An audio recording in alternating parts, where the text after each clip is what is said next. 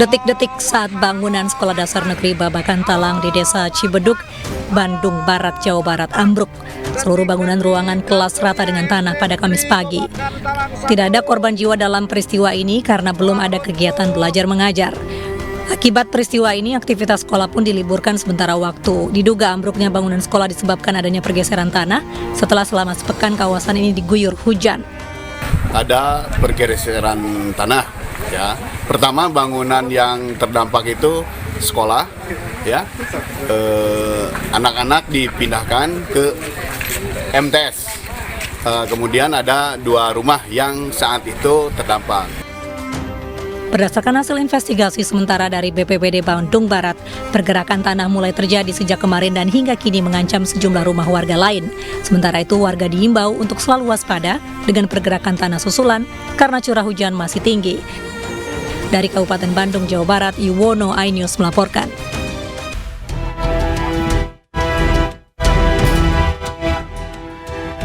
Pemindahan 8 makam yang berada di pintu masuk Tarok City yang berada di daerah Kayu Tanam Kabupaten Padang Pariaman, Sumatera Barat, ricuh. Tarik-menarik keluarga pemilik makam dengan pihak keamanan tidak bisa dielakkan. Kericuhan mulai reda setelah salah seorang pihak keluarga pemilik makam diamankan pihak kepolisian setempat. Elda, salah seorang keluarga dari pemilik makam, mengaku pemindahan makam keluarganya itu baru diketahui sekitar seminggu yang lalu. Sebelumnya mereka sudah melakukan sanggahan ke pihak Polda Sumatera Barat, namun tidak digubris. Pasalnya tanah makam menurut Elda belum ada ganti ruginya. Dari 7.000 meter, baru 4.000 yang telah diganti rugi. Sementara 3.000 lagi belum ada kejelasan termasuk tanah makam.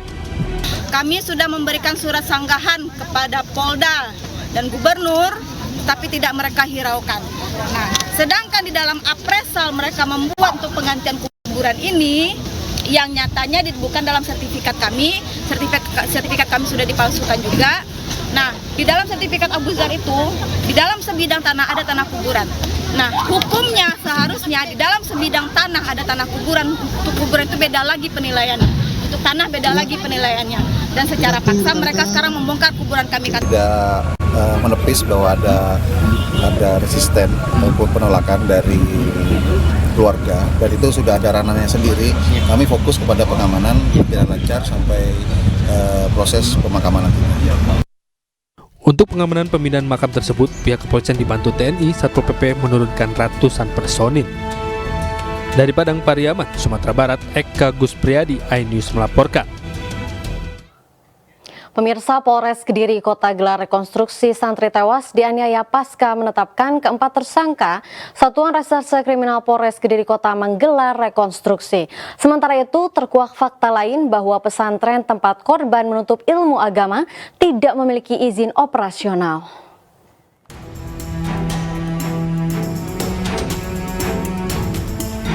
Untuk melengkapi berkas perkara tewasnya Bintang Balkis Maulana, santri Ponpes Al-Hanifiyah di Kecamatan Mojo, Kabupaten Kediri, Jawa Timur oleh temannya sesama santri, Satreskrim Polres Kediri Kota melakukan rekonstruksi.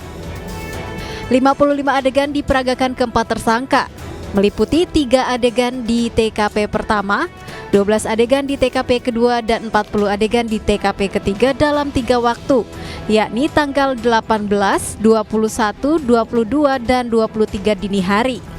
Seluruh pelaku memiliki peran penting karena semua melakukan kekerasan terhadap korban secara berulang yang menyebabkan korban tewas. Supaya ada kesesuaian antara keterangan tersangka, keterangan saksi dengan yang dia perbuat, supaya sesuai antara keterangan dengan yang dilakukan. Jadi sampai saat ini semuanya masih sesuai dengan apa yang sudah dituangkan dalam berita acara pemeriksaan. Sementara itu, terkait kasus tersebut, Kepala Bidang Pendidikan Diniyah dan Pondok Pesantren Kanwil Kemenak Jawa Timur, Muhammad Asadul Anam menyatakan Pondok Pesantren Al-Hanifiyah, tempat korban menuntut ilmu agama, tidak memiliki izin operasional. Keberadaan ponpes tersebut belum memiliki izin operasional pesantren. Santri sekitar 74 putri dan 19 putra, dan kegiatan ponpes dimulai tahun 2014. Muhammad Asadul Anam menambahkan, karena Ponpes Al-Hanifiyah tidak mengantongi izin, maka Kanwil Kemenak Jawa Timur tidak bisa melakukan tindakan secara administrasi dan hanya bisa menghormati proses hukum di kepolisian. Dari Kabupaten Kediri, Jawa Timur, Afnan Subagio, iNews melaporkan. Satreskrim Polres Metro Jakarta Timur telah menetapkan Gatan Saleh sebagai tersangka kasus penembakan kantor travel di Jatinegara, Jakarta. Polisi masih mendalami keterangan tersangka yang telah mengaku membuang senjata apinya ke aliran Kali Ciliwung.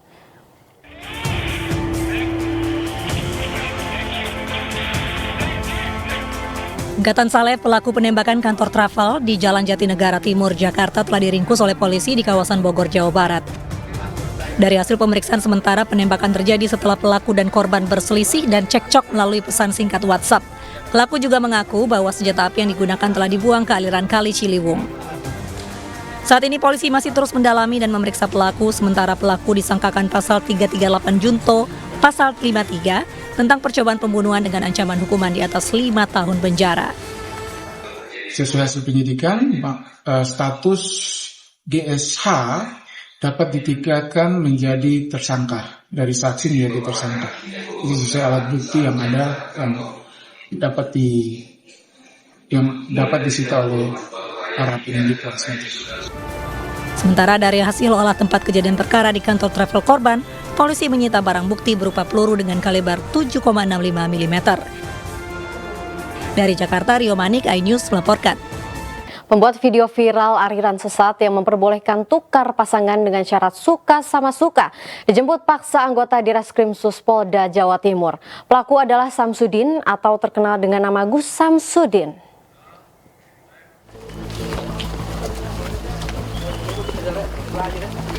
Inilah Gus Samsudin, pembuat konten video viral aliran sesat yang memperbolehkan pasangan suami istri bertukar pasangan. Polisi melakukan penjemputan paksa di rumahnya di kawasan Blitar, Jawa Timur. Sebelumnya, video Gus Samsudin viral di media sosial. Terlihat sejumlah pasangan suami istri sedang berkumpul bersama. Tampak juga dalam video tayangan percakapan antara para jemaah yang intinya memberikan kebebasan untuk bertukar pasangan, asalkan suka sama suka. Sontak saja video tersebut membuat gaduh masyarakat. Kan semua sekarang ini masih saksi semua. Ya. Sekitar jam 7, sekitar jam 4 tadi ya. Kalau ini laporan dari jam 5. Itu dijemput di sana atau jadi begini, saudara Samsudin ini kan dikhawatirkan akan melarikan diri dan menghambat penyidikan, sehingga dilakukan upaya penjemputan oleh penyidik di Reskrim Polda Jawa Timur. Selain Samsudin, polisi juga memeriksa sejumlah saksi lain yang ada di dalam video aliran sesat tersebut. Dari Surabaya, Rahmat Ilyasan, iNews melaporkan. Terima kasih pemirsa, masih bersama kami di iNews Malam. Setelah hancur diterjang puting beliung, gedung PT KHTX di Sumedang, Jawa Barat terbakar hebat. Kebakaran diduga akibat kebocoran gas 50 kg.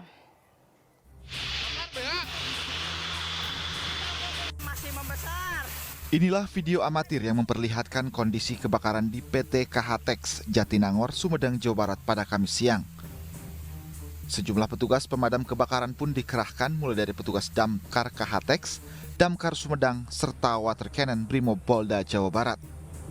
Diduga kebakaran terjadi akibat kebocoran gas 50 kg yang ada di lokasi kejadian. Para petugas di sana saya sudah melihat sendiri itu akibatkan daripada gas. Namun gas sudah kita lokalisir dan sudah dikeluarkan, insya Allah aman. Ada beberapa titik api yang masih memang saat ini menyala. Di antaranya di daerah tumpukan-tumpukan kain di dalam. Namun karena kita masuk cukup bau itu karena adanya mungkin zat kimia yang terbakar. Oleh karena itu saya nyampaikan pada petugas tolong untuk memakai masker. Dan saya masuk sampai ke tengah lokasi, memang ada 2 titik api yang membakar kain-kain yang masih ada. Hingga Kamis sore, petugas pemadam kebakaran tengah melakukan pendinginan karena masih ada sejumlah titik api yang menyala. Sementara itu, belum ada laporan korban dalam peristiwa ini. Dari Sumedang, Jawa Barat, Beben, iNews melaporkan.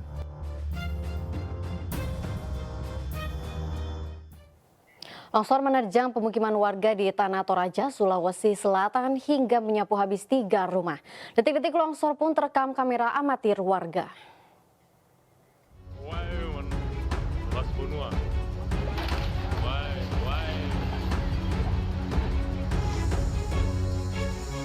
Beginilah detik-detik tebing setinggi 50 meter di Dusun Bekak, Kecamatan Makale Selatan, Tanah Toraja longsor dan menerjang permukiman warga. Sedikitnya 3 rumah warga porak-poranda tersapu material longsor. Longsor terjadi karena intensitas hujan tinggi yang mengguyur Tanah Toraja selama sepekan terakhir. Korban longsor saat ini mengungsi di rumah kerabat. Mereka khawatir akan adanya bencana longsor susulan, mengingat hujan deras masih terus terjadi. Ini longsor menimpa rumah keluarga 3. Dia sudah mengungsi di rumah keluarga. Sebelum longsor itu ada hujan nggak? Ada hujan malamnya.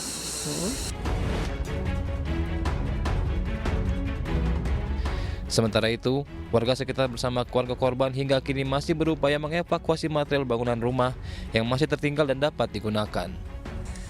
Dari Tanah Toraja, Sulawesi Selatan, Jufri Tonapa, Ainus melaporkan.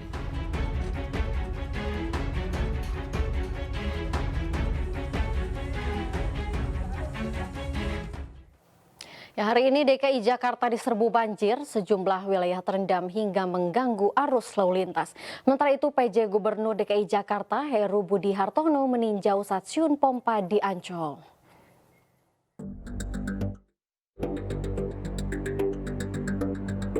Hari ini Jakarta diserbu banjir, sejumlah wilayah terendam hingga mengganggu arus lalu lintas.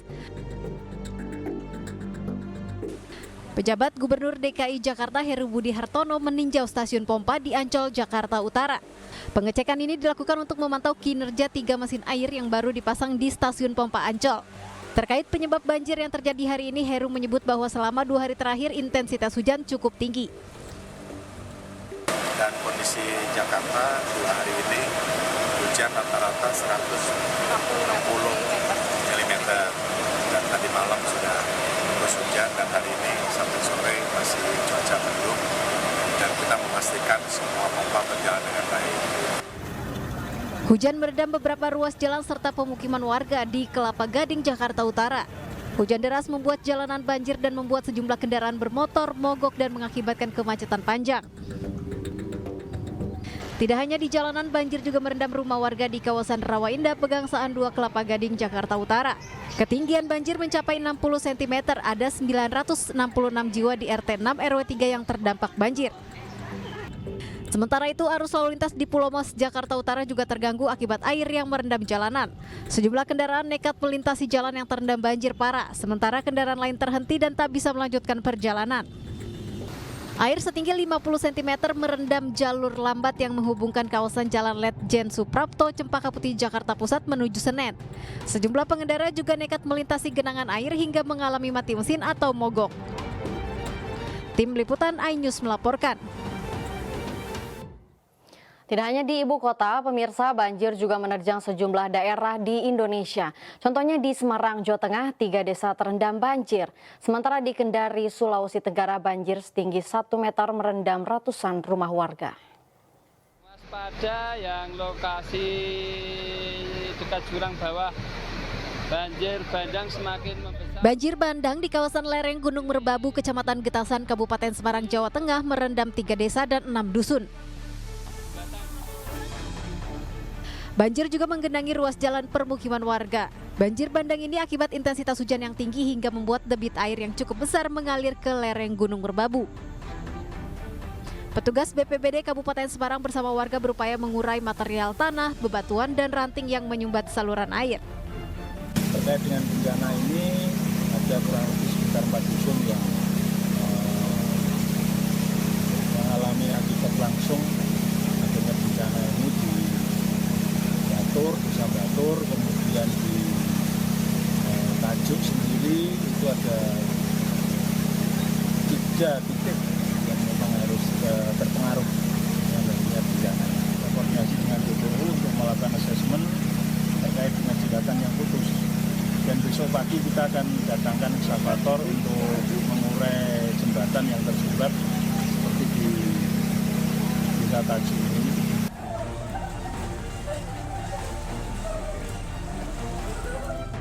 Sementara itu banjir setinggi 1 meter merendam ratusan rumah warga yang berada di Kelurahan Kampung Salo, Kecamatan Kendari, Kota Kendari, Sulawesi Tenggara. Banjir akibat luapan Kali Kampung Salo lantaran tingginya intensitas hujan selama 3 jam dan bersamaan dengan air laut pasang. Karena dari ujung mulai Lorong Lepis turun ke asrama-asrama TNI, semua kondisinya tenggelam. Ini yang diakibatkan oleh curah hujan tinggi bertepatan dengan air laut naik. Warga yang rumahnya kebanjiran berjibaku mengeluarkan harta benda mereka yang berada di dalam rumah agar tidak terseret arus banjir. Tim Liputan iNews melaporkan. Harga beras mahal, daya beli konsumen pun menurun. Omset pedagang beras turun hingga 30%. Tetaplah bersama kami di iNews Malam.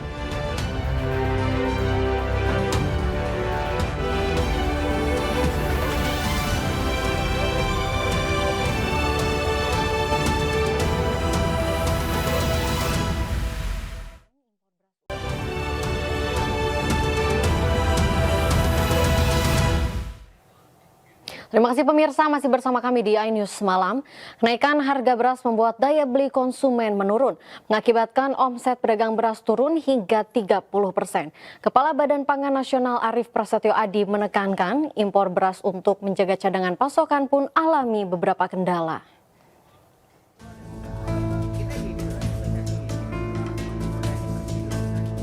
Kenaikan harga beras berbagai jenis masih terpantau di Pasar Tomang, Jakarta Barat. Beras medium yang sering diminati masyarakat kini di kisaran Rp14.000 per kilogram yang semula dijual dengan harga Rp9.000 per kilogramnya. Sementara beras premium berada di kisaran harga Rp18.000 dari harga semula Rp11.000 per kilogram. Kenaikan harga beras disebabkan oleh petani yang gagal panen sehingga beras mengalami penurunan pasokan.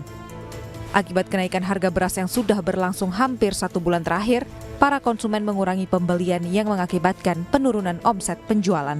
Banyak kenaikan ini pemasukannya seperti apa? Kurang dong, kan banyak apa tuh? Banyak operasi pasar kan. Menurunnya berapa persen, Pak? Kira-kira, Pak?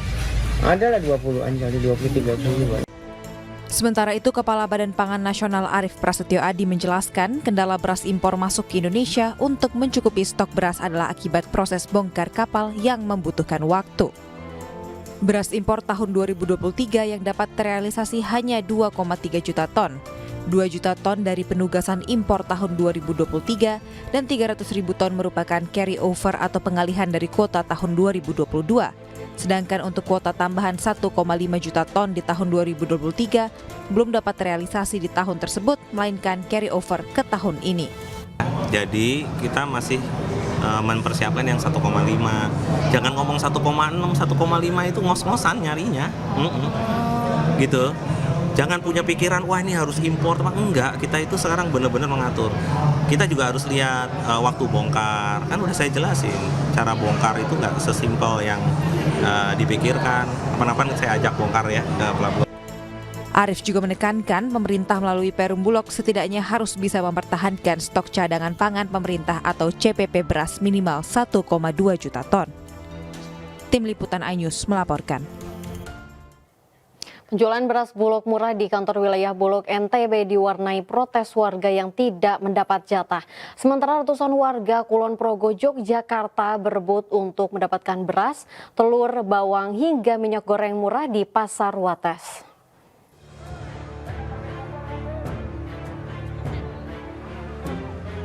Mahalnya harga beras di pasaran yang mencapai Rp20.000 per kilogram membuat Perum Bulog NTB menggelar pasar murah di halaman Bulog. Namun banyaknya warga yang datang tidak sebanding dengan jumlah beras yang disediakan. Akibatnya banyak warga yang kecewa dan protes lantaran tidak mendapat jatah beras. Sempat terjadi adu mulut antara warga dengan pegawai Bulog. Banyak juga peminatnya kan? Nah, karena kan perbandingan harga di pasar kan jauh sekali. Berapa? Di pasar kan 16.000. Kalau di sini kan murah, dapat 11.000 lebih lah. Sementara itu ratusan warga Kabupaten Kulon Progo, Yogyakarta Kamis siang rela berdesak-desakan di depan Pasar Wates untuk mendapatkan berbagai sembako yang dijual murah. Salah satunya yaitu beras. Bahkan beras program stabilisasi pasokan dan harga pangan yang disediakan langsung ludes dalam waktu 1 jam. Warga yang tidak kebagian beras SPHP terpaksa membeli beras pulen atau premium dari Gapoktan yang dijual seharga Rp70.000 per kilogram atau Rp14.000 per kilogramnya. Diharapkan dengan operasi pasar ini dapat meringankan beban masyarakat di tengah harga kebutuhan pokok yang masih melambung jelang Ramadan. Tim Liputan iNews melaporkan.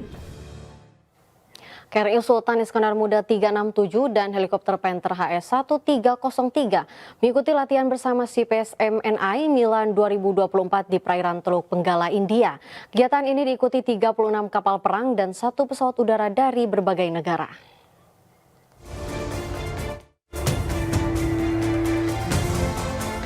Dalam latihan bersama CPS MNE Milan 2024, KRI Sultan Iskandar Muda 367 melaksanakan latihan dalam Maritime Security dan Combat Capability di perairan Teluk Benggala, India.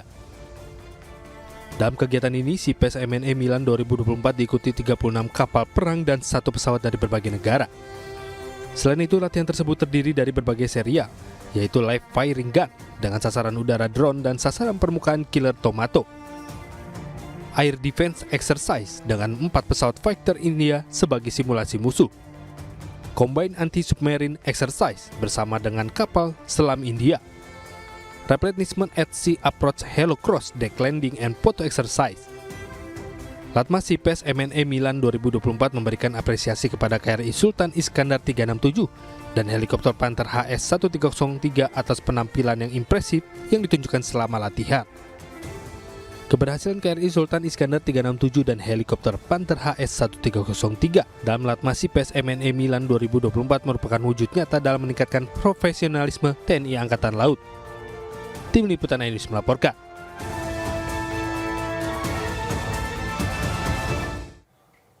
Kemenparekraf menyerap aspirasi para pelaku usaha pariwisata dan ekonomi kreatif di Provinsi Gorontalo.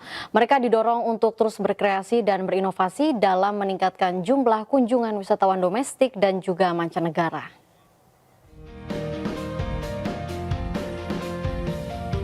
Lebih dari 20 komunitas lintas sektor di Gorontalo bertemu dengan Menteri Pariwisata dan Ekonomi Kreatif Sandiaga Uno dalam kegiatan netas, yaitu nemuin komunitas di Rumah Marle, Kota Gorontalo. Anggota komunitas yang didominasi oleh para milenial ini menyampaikan harapan mereka agar infrastruktur di destinasi wisata ditingkatkan dan terhubung dengan pusat-pusat ekonomi. Kita ingin mendengar langsung dari komunitas dan ada lebih dari 20 perwakilan komunitas dari lintas sektor, anak-anak muda, Gen Z, dan milenial, mulai dari peningkatan destinasi, juga bagaimana infrastruktur dibangun sehingga destinasi terhubung dengan pusat-pusat ekonomi. Dalam kunjungan ke Gorontalo, Sandiaga juga meluncurkan Karisma Event Nusantara dan Calendar of Event Gorontalo 2024 di Aula Bank Indonesia Perwakilan Gorontalo. Sandi mendorong pariwisata dan ekonomi kreatif di Gorontalo untuk bergerak cepat bersama dan garap semua potensi agar ekonomi bertumbuh dan lapangan pekerjaan terbuka lebar. Dari Gorontalo, Faradila Alim, iNews melaporkan. KPU menggelar rapat pleno terbuka rekapitulasi perhitungan perolehan suara pemilu 2024 secara nasional. Tetaplah bersama kami di iNews Malam.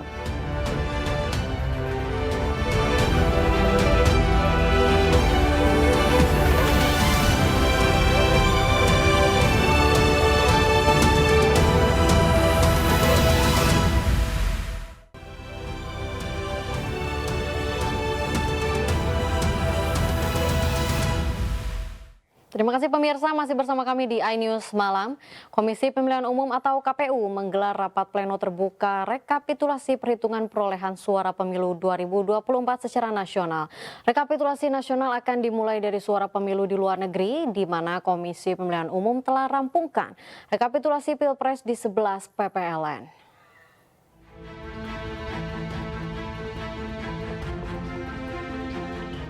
Komisi Pemilihan Umum menggelar rapat pleno terbuka rekapitulasi penghitungan perolehan suara pemilu 2024 secara nasional yang dimulai dari suara pemilu di luar negeri terlebih dahulu.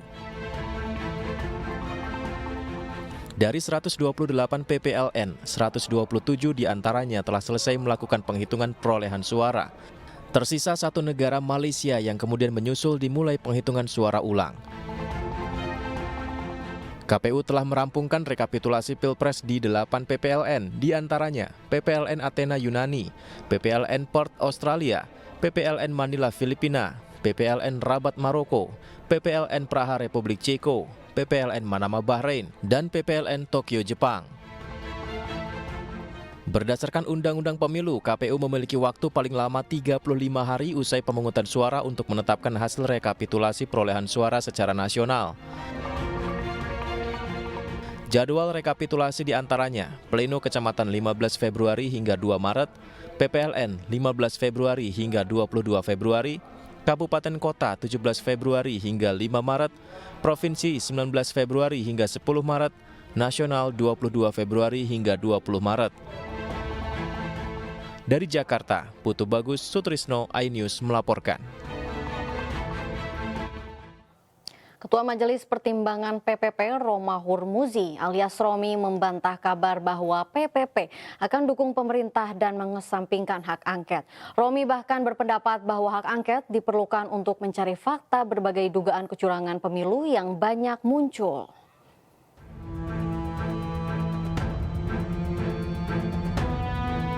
Partai Persatuan Pembangunan menyatakan sikap akan mendorong hak angket DPR untuk mengusut dugaan kecurangan penyelenggaraan pemilu 2024. Pernyataan tersebut langsung disampaikan Ketua Majelis Pertimbangan P3 Roma Hurmuzi alias Romi. Pernyataan tersebut sekaligus membantah kabar P3 tidak kompak dengan partai koalisi pendukung Ganjar Pranowo Mahfud MD lainnya terkait penggunaan hak angket. Kesepakatan untuk mendorong hak angket bahkan sudah disampaikan dalam pertemuan para ketua umum partai politik pendukung Ganjar Mahfud pada 25 Februari lalu. Penggunaan hak angket di DPR untuk mengungkap dugaan kecurangan pemilu 2024 sempat mengalami tarik ulur. Rencana ini mulanya didorong oleh calon presiden nomor urut 3 Ganjar Pranowo. Bak Gayung bersambut dalam kekecewaan yang sama di tengah hasil quick count, kubu Anies Muhaimin pun menghendaki hal serupa. 3 parpol pengusung Anies Muhaimin yakni Partai Nasdem, PKB, dan PKS juga berencana menggulirkan hak angket di DPR. Kedua kubu mencium dugaan kecurangan yang terstruktur, sistematis, dan masif di pemilu 2024. Namun ketiga parpol dari koalisi perubahan tersebut masih menunggu keseriusan PDIP sebagai pemilik kursi terbanyak di DPR untuk segera mewujudkan hak angket. Hak angket adalah salah satu hak yang dimiliki DPR untuk menyelidiki pelaksanaan undang-undang atau kebijakan pemerintah yang menyangkut hal penting, strategis, dan berdampak besar bagi bangsa, negara, dan rakyat. Meski hak angket tak bisa serta-merta mengubah hasil pemilu, namun hak angket diharapkan bakal membuktikan adanya praktik lancung dalam pemilu. Saat ini parpol pengusung Ganjar Mahfud yang diisi PDI Perjuangan dan P3 memiliki 147 kursi di DPR, ditambah dengan parpol pengusung Anies Muhaimin 167 kursi, maka jumlah total parpol pendukung hak angket 314 kursi. Jumlah ini jauh lebih banyak dibanding dengan parpol koalisi Prabowo Gibran dengan jumlah 261 kursi dari 4 fraksi, yaitu Partai Gerindra, Golkar, PAN, dan Demokrat. Dari Jakarta, Tim Liputan iNews melaporkan. Dugaan kecurangan pemilu melalui aplikasi Sirekap diakui kusut semrawut. Atas masifnya kecurangan pemilu, Partai Perindo mendesak pemilu ulang.